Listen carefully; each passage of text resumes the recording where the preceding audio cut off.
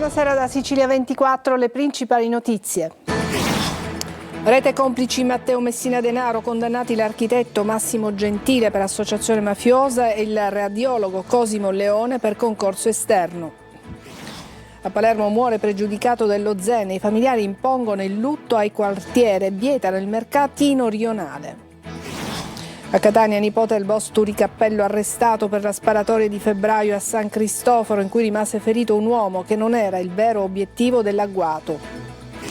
Ancora intimidazioni a Sferracavallo, nel borgo marinaro palermitano lasciate bottiglie con liquido infiammabili davanti agli ingressi di 3 attività commerciali.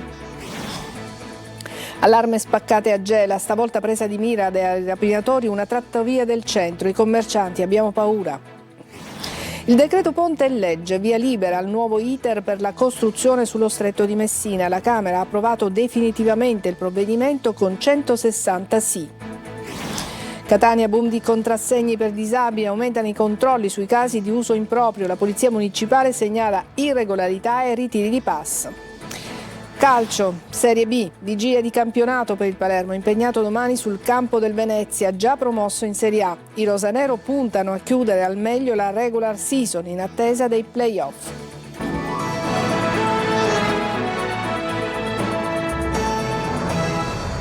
Bentrovati. Condannati in appello l'architetto Massimo Gentile e il tecnico di radiologia Cosimo Leone, ritenuti favoreggiamenti del bel boss Matteo Messina Denaro. Lieve riduzione di pena per Leone, confermata invece l'assoluzione per il bracciante agricolo Leonardo Gullotta. Sentiamo Laura Spanò. Per 2 dei favoreggiatori del boss Matteo Messina Denaro arriva dalla Corte d'Appello di Palermo la conferma del verdetto di primo grado, lieve riduzione di pena per l'architetto Massimo Gentile, 8 anni e 6 mesi in primo grado, era stato condannato a 10 anni.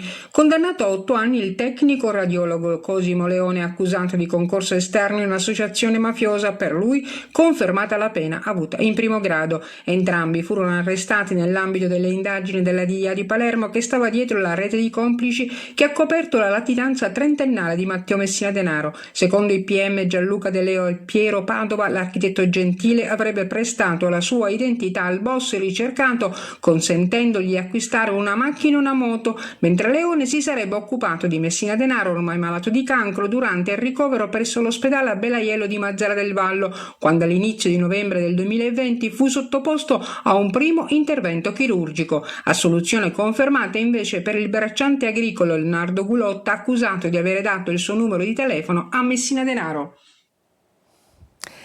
A Palermo muore un pregiudicato dello Zen e i parenti bloccano il mercatino per il funerale. Un atto gravissimo, dice l'assessore alle attività produttive del comune di Palermo, Giuliano Forzinetti. Sentiamo Marco Gullà. Polizia e carabinieri da oggi pomeriggio sono allo Zen di Palermo per cercare di ricostruire quanto accaduto stamattina con lo stop al mercatino rionale per i funerali di un uomo imputato in un processo di mafia, Carmelo Barone. Si sta cercando di indagare e risalire ai responsabili che questa mattina hanno impedito ai mercatari di lavorare nel quartiere. Secondo quanto hanno ricostruito, questo non sarebbe il primo episodio. Quando nel giorno del mercato si celebrano i funerali, gli ambulanti non installano gli stand. È successo anche altre volte, come a Brancaccio e allo Sperone. Un'imposizione con metodo mafioso che si è poi configurata nell'effettivo divieto ai commercianti di montare il proprio gazebo per il mercato, hanno dichiarato il deputato regionale Ismaele Lavardera e i consiglieri comunali di Palermo Giulia Argiroffi e Ugo Forello. Esprimo la mia più ferma condanna per quanto accaduto oggi al mercatino rionale dello Zen, dove gli operatori economici sono stati costretti a non svolgere la propria attività, ha invece detto l'assessore alle attività produttive del comune di Palermo, Giuliano Forzinetti.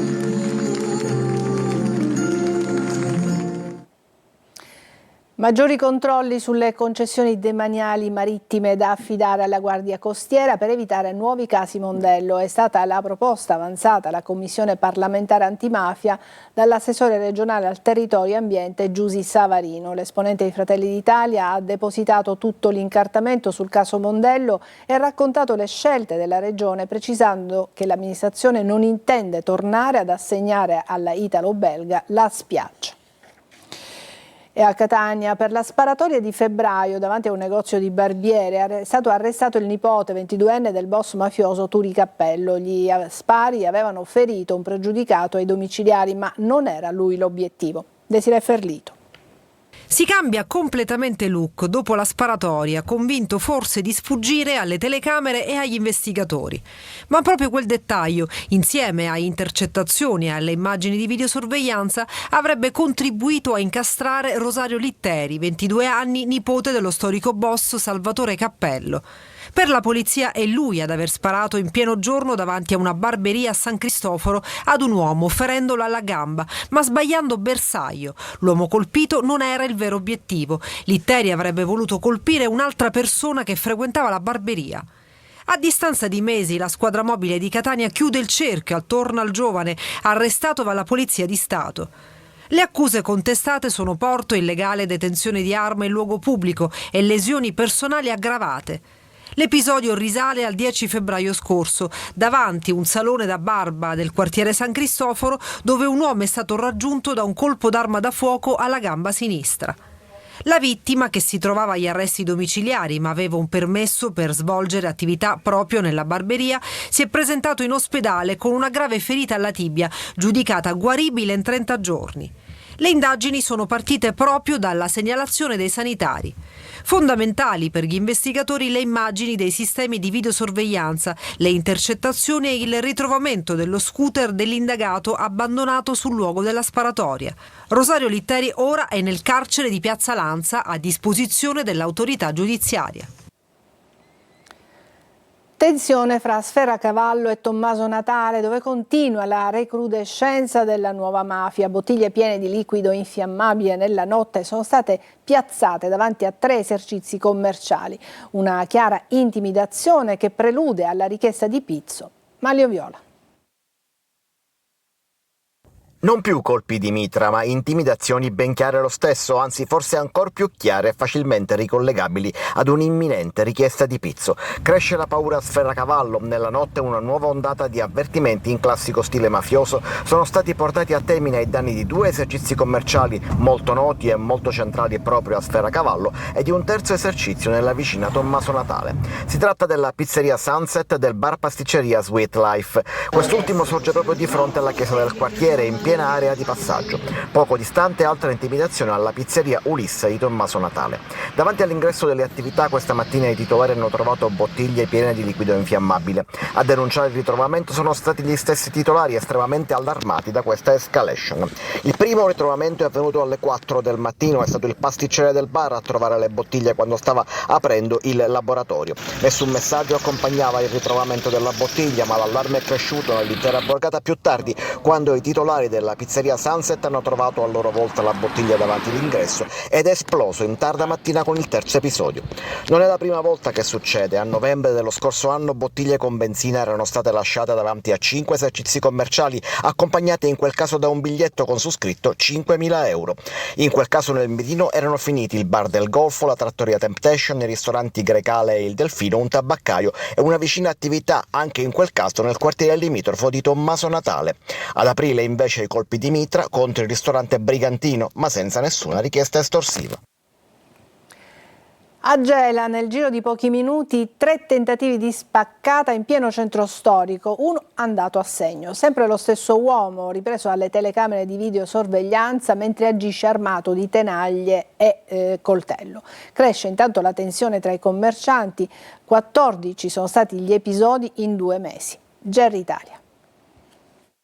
Immagini di videosorveglianza, vetri infranti, sangue lasciato sulle maniglie e sui frammenti delle vetrate e ancora una notte di paura nel centro storico di Gela, dove i commercianti ormai parlano apertamente di emergenza sicurezza. Il protagonista dell'ennesima spaccata sarebbe lo stesso soggetto, volto coperto da un berrettino da baseball, una tenaglia in mano e un coltello. Il raid comincia con un primo tentativo di intrusione dal retro di un pub-ristorante del centro storico, il Bite. L'uomo prova a forzare il magazzino, ma non riesce ad entrare. Pochi minuti dopo si sposta verso una pizzeria distante appena qualche decina di metri. metri. Le telecamere lo riprendono mentre colpisce violentemente la vetrata d'ingresso nel tentativo di sfondarla. Durante l'azione si ferisce, perde sangue sulla maniglia e sul vetro. L'arrivo di alcune auto lo costringe a fuggire. Ma il raid non finisce lì. Dopo pochi minuti il malvivente ritorna al Byte. Questa volta riesce a sfondare il vetro principale. Entra nel locale e porta via il cassetto della cassa con poche centinaia di euro. Poi sparisce nei vicoli vicini. Il registratore di cassa viene ritrovato poco dopo dai carabinieri in un cortile della zona. Anche qui ci sono tracce ematiche che potrebbero aiutare gli investigatori a identificare il responsabile. Per i commercianti è ormai una situazione insostenibile. Questo sarebbe il 14° episodio in poco più di 2 mesi, il quinto nelle ultime 72 ore.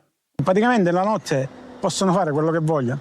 Non è un segnale bello, nel senso, servirebbe una risposta seria dell'istituzione, da noi, da commercianti, facciamo qualcosa di serio, perché stiamo creando un allarme sociale, stiamo ripiambando in periodi bui. Già la vogliamo fare crescere, questi messaggi non aiutano. I carabinieri stanno analizzando le immagini delle telecamere e le tracce di sangue lasciate dal responsabile durante i raid, ma nel centro storico, dopo l'ennesima spaccata, la paura ormai lascia spazio all'esasperazione. Notte di paura a Racalbuto per l'assalto a una gioielleria di Corso Garibaldi. Una banda, usando un escavatore, ha sfondato l'ingresso blindato del negozio dopo aver transennato alcune vie per simulare lavori in corso. Sentiamo Davide Sardo. Assalto nella notte a una gioielleria di Corso Garibaldi a Racalmuto nell'Agrigentino.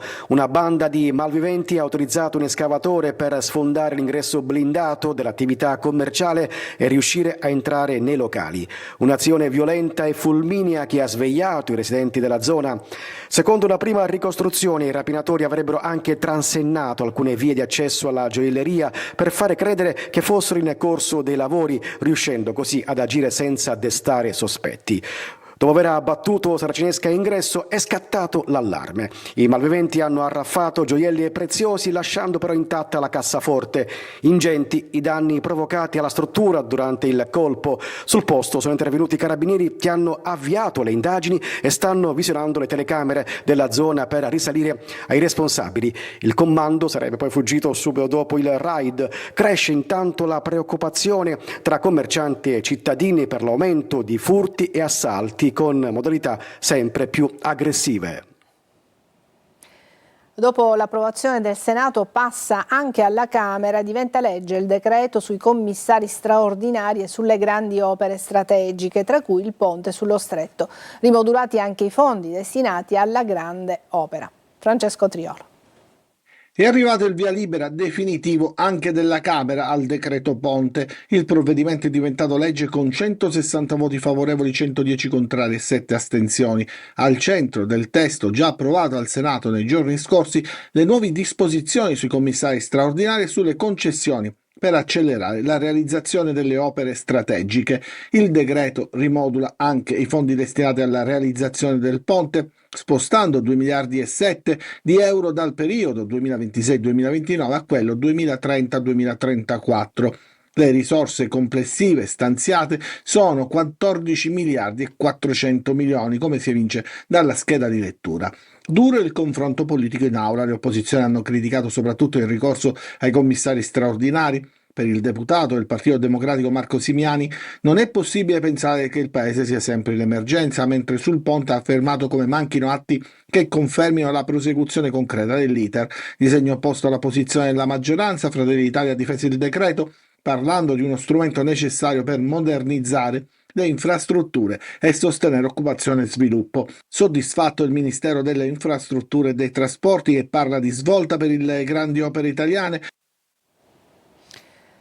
A Catania sono tanti i furbetti degli stalli per i disabili. Accanto a chi ha veramente diritto ci sono quelli che vogliono avere un parcheggio sotto casa. Il comandante dice servono agli invalidi, non ai loro familiari. Lorena Dolci. Un esercito di disabili circola per le nostre strade, gira in auto e poi posteggia, preferibilmente sotto casa. A Catania sono 10.870 i contrassegni per invalidità rilasciati fino ad oggi, i cosiddetti CUDE. A Milano sono 20.000, a Roma si sfiora quota 100.000. Ma accanto a chi ne ha davvero bisogno ci sono tanti furbetti. La cosa che riscontriamo è che quando vengono meno i requisiti, o perché la persona si trasferisce in un altro comune o perché non è più in vita, non viene comunicato il più delle volte da parte dei familiari. Se i contrassegni danno solo diritto a entrare in ZTL ed altre agevolazioni, c'è poi la corsa allo stallo personalizzato, quello con tanto di numero, cartello e strisce gialle, ma non tutti ne hanno diritto.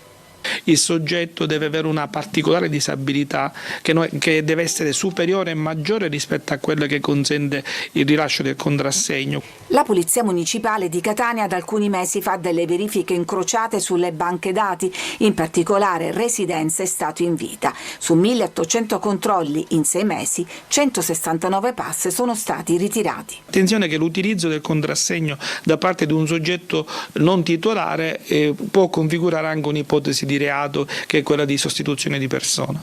Questo è il terzo stallo per disabili che abbiamo trovato in circa 100 metri, qui c'è l'auto posteggiata ma manca il contrassegno. Il pass è personale e ne può fruire soltanto il titolare. La finalità è quella di favorire la mobilità del disabile, non dei familiari del disabile. Adesso una breve pausa, tra poco.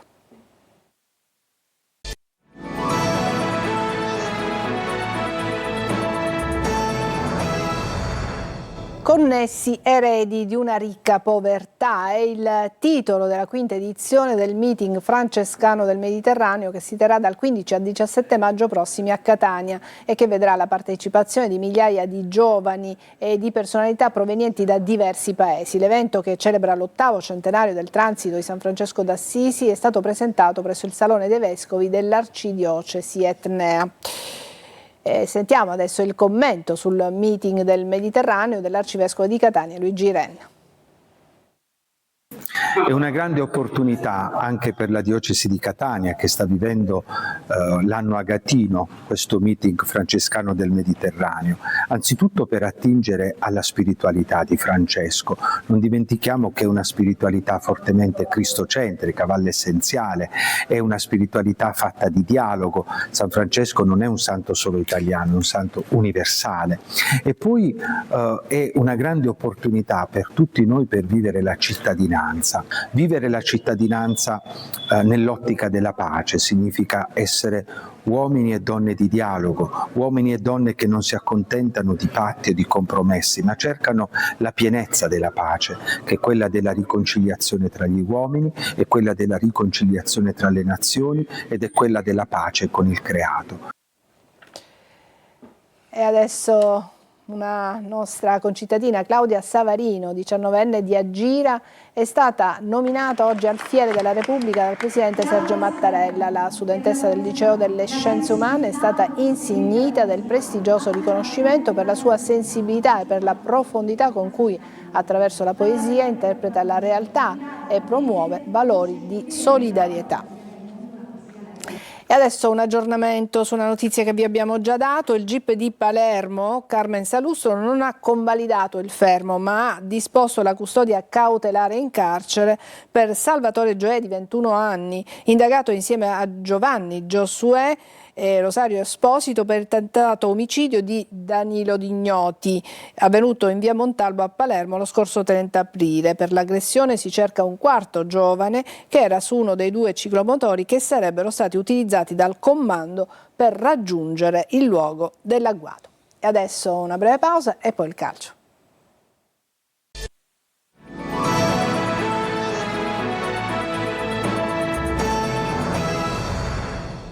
Eccoci al calcio a Veronello, il Catania prosegue il lavoro di preparazione in vista dei play-off. Marco Carli.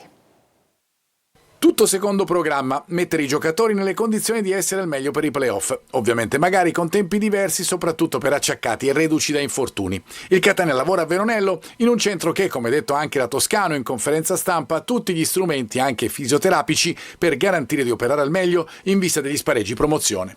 Monitorati attentamente gli assenti dell'ultima partita a Casasola, Corbari, Donnarumma, Miceli, Rolfini, più Lunetta, uscito anzitempo dal match di Caravaggio con l'Atalanta Under 23, oltre al miglioramento riferimento della forma di Cicerelli e Forte, rientrati dopo i rispettivi infortuni. Quello più indietro, l'ha detto anche Toscano in conferenza, è Corbari dopo la lesione distrattiva della fascia plantare del piede sinistro. Per Rolfini si capirà ulteriormente la situazione negli ultimi giorni di ritiro e dopo il test di domenica, che potrebbe essere in famiglia. Ma in generale è l'intera settimana di Veronello che darà tutti i responsi che servono a Toscano, compresi i progressi di Casasola e Donnarumma, determinanti per il gioco degli etnei, che per i playoff vogliono prima di tutto confermare le proprie certezze, cioè quella solidità difensiva che è stata pietra miliare, soprattutto in casa. A proposito di playoff, sorteggiato oggi il primo turno della fase nazionale, con andata e ritorno il 10 e il 13 maggio. Ci sarà il derby Casertana-Salernitana, poi Casarano-Renate, Cittadella-Ravenna, Campobasso-Potenza e Pianese-Lecco. Ne uscirà anche la prossima avversaria del Catania, che si conoscerà nel sorteggio del 14. Vigilia di campionato per il Palermo, che domani al Penso contro il Venezia, già promosso in Serie A, proverà a chiudere al meglio la regular season in attesa dei playoff. Ancora rotazione di uomini per Inzaghi. Marco Gullà. Domani calerà il sipario sul campionato di Serie B, ma la stagione non potrà dirsi finita per le squadre impegnate nei play-off e nei play-out. Il Palermo giocherà l'ultima partita a Venezia in trasferta. I lagunari sono già certi della promozione in Serie A e vorranno festeggiare nel proprio stadio il ritorno nella massima serie. I rosanero però dovranno provare a vincere, sì, perché nel caso in cui il Monza dovesse perdere in casa contro l'Empoli, la formazione di Inzaghi raggiungerebbe quota 75, così come i brianzoli. La terza posizione, in virtù degli scontri diretti, sarebbe comunque dei lombardi, ma questo arrivo a pari punti cambierebbe le sorti di un'eventuale finale proprio con i biancorossi. Solo nel caso in cui le due squadre avessero terminato il campionato con lo stesso punteggio in classifica, parità di punti, la gara di ritorno prevederà anche i tempi supplementari ed eventualmente i calci di rigore qualora finisse in pareggio. Inzaghi domani proseguirà sulla strada delle rotazioni ragionate sulla scia di quanto fatto contro il Catanzaro. Le scelte definitive arriveranno nelle prossime ore, ma i nodi principali riguardano l'attacco. Poi Ampalo, finora sempre titolare, potrebbe rifiatare in vista dei playoff. Occhio anche ai diffidati. Magnani, Bani, Beresischi sono a rischio squalifica e un cartellino giallo costerebbe loro la semifinale d'andata. Noi dobbiamo cercare di finire bene, abbiamo dimostrato col Catanzaro che per noi ogni partita è importante e questa è fondamentale per preparare bene la partita di domenica prossima e soprattutto dobbiamo cercare di onorare il campionato fino alla fine. Mi piacerebbe chiudere a 75 punti, secondo me sarebbe un risultato molto importante per il campionato di Serie B, per cui andremo a fare, spero, una grande partita. È chiaro che per loro è un giorno di festa, ma noi dobbiamo cercare di fare una grande gara. Bene, è tutto per questa edizione di Sicilia 24, grazie per averci seguito, buona serata.